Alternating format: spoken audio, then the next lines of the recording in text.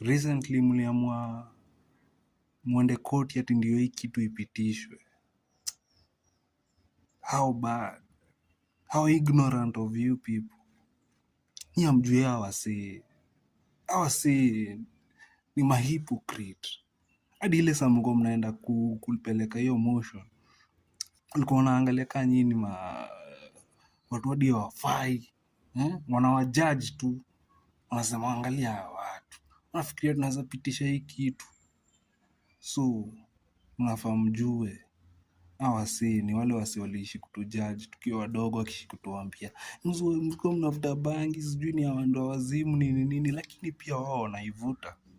Funny enough, mimi nimeikuwa place moja, chuo mnanunua nguo yako, unaingia base, unajipulizia.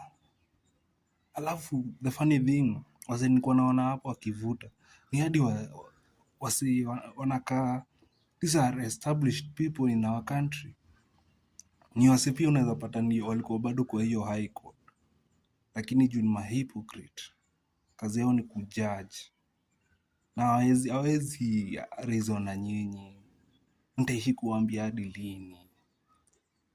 The solution mko nayo. The solution ni mwageuzie juu hii keki wanakula watu kiasi sana. Hii keki ya kujumia, hata siwezi taka ngoja hii legalize yote ndio ivutwe, ndio wasi tuone business zimefunguka, wasi wauze hii kitu inavutwa na wasi wengi sana.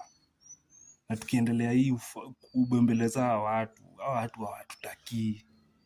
Wanataka tu kuishi kutujudge, kutuonyesha kuhold on kwa hii shit, lakini tunafaa tu tuwatoe zakao mtu.